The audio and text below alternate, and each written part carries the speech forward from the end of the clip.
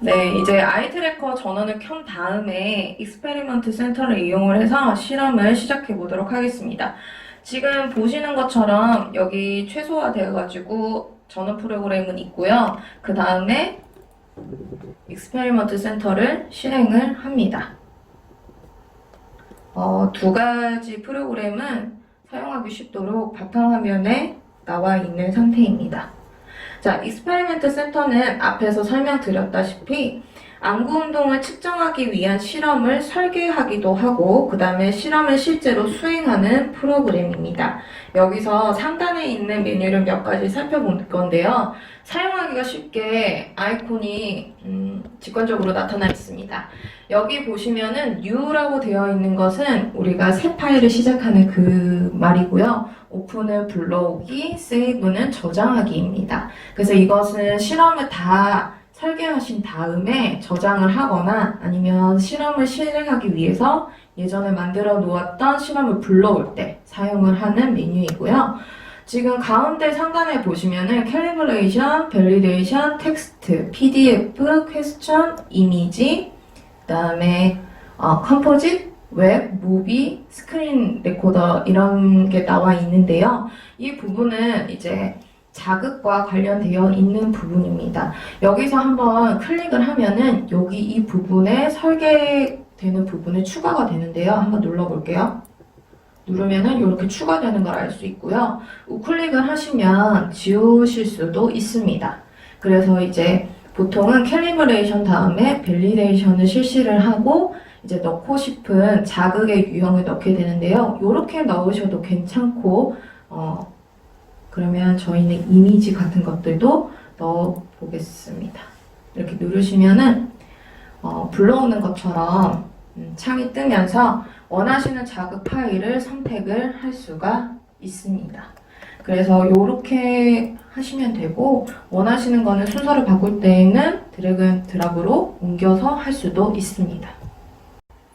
네, 지금 이렇게 자극을 하나씩 추가를 하면은 들어가는 것을 알 수 있는데요. 원하시는 그 실험을 설계하신 다음에는 세이브를 눌러가지고 저장을 해주시면은 바탕화면에 저절로 저장이 됩니다. 저는 이미 한번 한 그 사전 실험이 있어서요. 불러올 텐데요. 제가 준비한 실험은 여기 워크샵이라고 되어 있는 이 부분입니다. 이렇게 부르시면은 예전에 이제 설계하셨던 것을 사용을 할 수가 있죠. 그래서 시간을 다르게 해서 요일이나 일자를 다르게 해서 실험을 참여를 할 때에는 매번 이렇게 실험을 설계하시는 것이 아니라 한번 저장되어 있는 것을 불러서 가지고 오셔야 이제 실험 결과가 누적적으로 모이게 됩니다. 만약에 똑같은 자극을 사용을 했다고 하더라도 그 파일명이 다르게 되면은 어제 한 아이와 오늘 한 아이가 다른 폴더로 들어가게 되고 그 두 개를 합칠 수가 없어요. 그래서 똑같은 실험일 때에는 반드시 동일한 실험 파일을 불러와서 실험을 해 주셔야 합니다. 네, 지금 이 화면을 보시면요.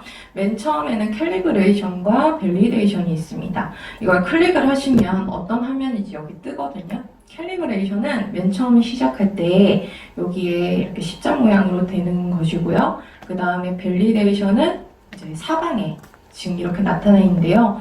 이 두 가지 과정은 무엇이냐면 아이 트래커를 직접 보고 이제 점이 움직이게 되는데 그 과정에서 이제 추적을 정밀하게 정확하게 할 수 있는지를 우선 보정을 하는 작업입니다. 그래서 안구 운동을 맨 처음에 측정을 하실 때에는 실험을 설계하실 때 맨 앞에 이 두 과정이 반드시 들어가야 됩니다. 그러면은 한번 볼 텐데 저기 밸리데이션에 보시면은 모양도 선택을 할 수가 있습니다. 잠시만요. 이따가 실험을 하실 때 확인을 해 보시고요.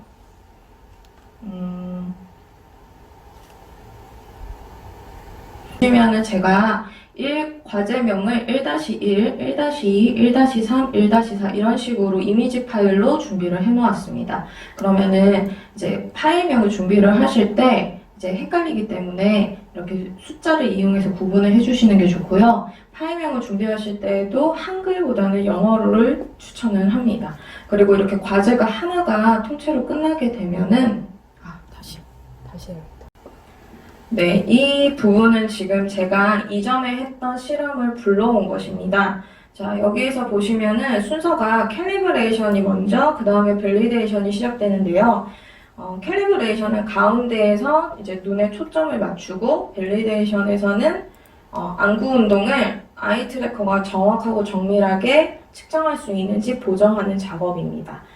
여기서도 조건이 있는데, 밸리데이션의 조건을 충족시켜야만 그 다음 단계로 넘어가서 실험 과제를 수행하게 됩니다.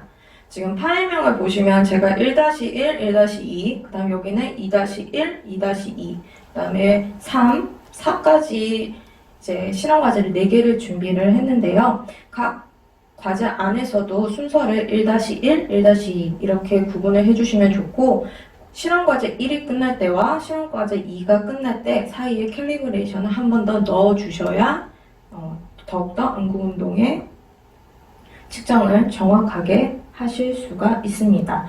그리고 여기서 이미지로 이제 실험 과제를 구성하시기를 권장하는 이유는 텍스트의 경우에는 이그러질 경우가 많기 때문에 이미지 상태로 하시는 것이 좋습니다. 네, 이렇게 되고 나서 제대로 됐는지 알아보고 싶으시면은 하단에 가운데 보시면은 드라이런이 있는데 드라이런을 누르시고 그 다음에 화살표를 누르시면은 그 순서대로 잘 진행이 됐는지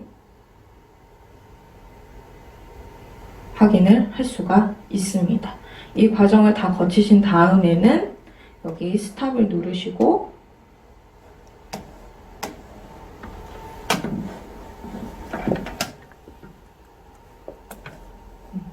스탑을 누르시고 멈추시면 됩니다.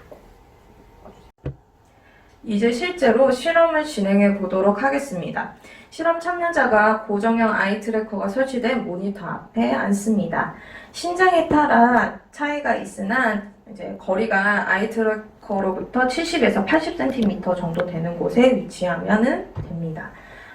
여기는 어떻게 확인을 하실 수 있으시냐면 여기 오퍼레이터 PC에 보시면은 이 부분을 클릭하시면 이제 실험 참여자의 안구가 제대로 측정이 되고 있는지 하얀색으로 표시가 뜹니다. 여기에 보시면은 71, 72, 50 이렇게 표시가 뜨는데요. 이거는 거리를 나타내게 되고 이렇게 빨간색이나 노란색으로 표시가 화살표로 뜰 경우에는 그 방향으로 움직이라고 지시를 해주시면 됩니다. 만약에 학생들이나 다른 이제 참여자들 대상으로 실험을 하실 때에는 이 부분을 먼저 설명을 해주시고 실험이 계속되는 동안에 움직임을 최소화시켜야 된다는 것을 이해를 시켜주셔야 더욱 실험이 원활하게 진행될 수가 있습니다. 실험을 진행을 직접 해보도록 하겠습니다. 지금 실험자가 앉아있고요. 시작을 누를 건데 다시 이전에 다른 거 네, 실험을 시작하기 전에는 여기 우측 상단 부분을 확인을 한번 해주셔야 됩니다. 지금 파란색으로 락이라고 걸려있고 커넥티드라고 되어 있는데요. 이제 실험이 더 이상 이제 잠겨가지고 수정을 할 수 없는 상태라는 것과 그 다음에 지금 아이 트래커가 제대로 연결되어 있다는 것을 보여주는 화면입니다. 만약에 이게 파란색으로 안 되는 경우에는 주황색으로 나타나게 되는데요. 만약에 여기 레코드를 눌렀는데 뭔가 작동이 제대로 안 되는 경우에는 여기가 틀렸을 가능성이 높습니다. 그래서 여기를 확인해 주신 다음에 레코드를 눌러주시는데요. 그러면 지금부터 시작을 한번 해볼게요. 레코드를 누르신 다음에 여기에 이제 피험자의 정보를 적게 되어 있습니다. 영어로 적어주시는 게 좋은데 예를 들어서 뭐 네이밍을 하시기 나름이시겠지만 저는 우선 연습이니까 그대로 한번 눌러보겠습니다. 보통 이름의 약자를 많이 사용을 해주시고요. OK를 누르면은 저쪽 모니터에 지금 캘리브레이션 화면이 뜨는 것을 볼 수 있습니다. 이때는 많이 이제 실수하시는 게 마우스로 계속 누르시는데 마우스로 작동하시는 것이 아니라 방향키를 가지고 진행을 해주시면 됩니다. 네, 지금 모니터에 보시면은 실험 참여자분이 이동할 수 있도록 십자 모양이 되는데요. 여기 화면 한번 보실까요? 여기 보시면은 지금 이제 보아야 되는 곳은 검은색으로 나타나 있고 빨간색 부분이 실험 참여자가 실제로 본 화면입니다. 보시면 여기 밑에 지금 숫자가 나타나는데요. 숫자의 최소값과 최대값이 양안에서 각각 나타나게 됩니다. 그런데 모든 값이 0.5 이하일 때 가장 이상적인 것이고요. 나중에 이제 실험을 하시고 나서 분석을 하실 때에도 0.5 이하의 값들을 나타낸 실험 참여자의 데이터만 사용을 하셔야 됩니다. 그럼 여기 화면에서 여기 보시면은 이제 직관적으로 잘못됐다는 걸 알 수 있죠? 그러면 한 번 더 설명을 해주고 리피트를 누르시면은 다시 가능합니다. 자, 이번에는 한 번 더 할 건데요. 실험 참여자가 제대로 하고 있는지를 보실 수 있도록 이번에는 오퍼레이터 PC를 한번 보겠습니다. 다시 한번 밸리데이션 시작해 볼게요.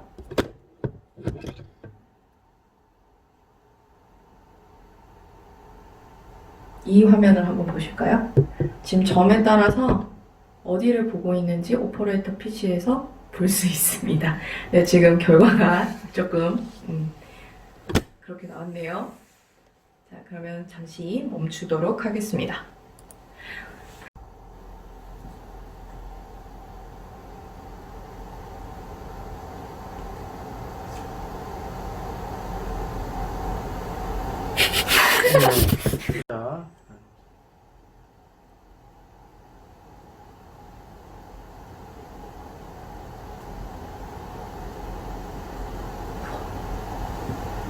마지막에.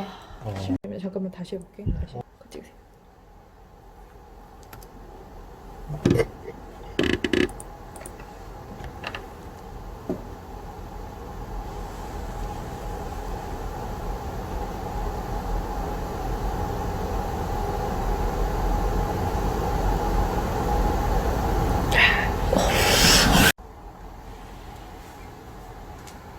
화살표 옆으로 눌러주세요.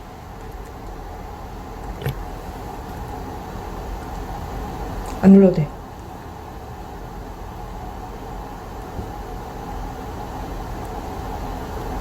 아씨. 왜 이렇게... 한 번만 누르면 돼. 됐어. 이제 안 눌러도 돼.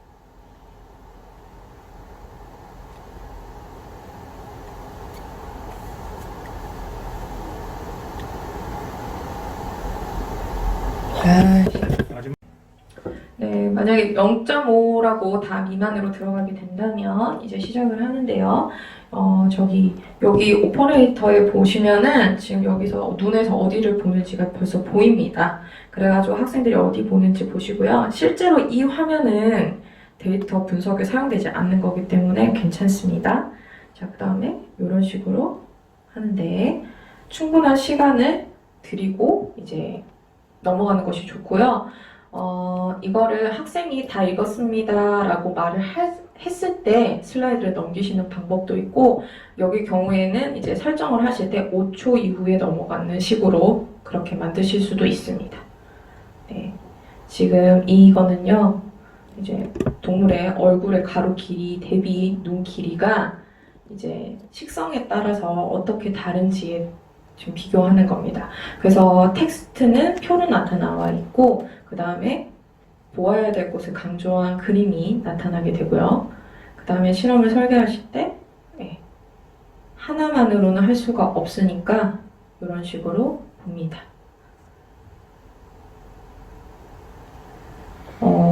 저는 이제 학생들이 실제로 보고 난 다음에 다 보았습니다 라고 충분히 시간을 주고 말을 하면은 다음 슬라이드로 넘어갔는데, 이렇게 한 다음에 이제 과제를 줍니다. 다시 보는 거죠. 비계를 제공을 한 다음에 이제 빈칸에 들어갈 말이 무엇인지 한번 생각을 해보고 동일한 것을 만듭니다. 저는 이제 다양한 문장을 많이 만드는 것이 목표였기 때문에 이렇게 나타내주고요. 위에 아까 나타냈던 것을 한 번 더 보여줍니다.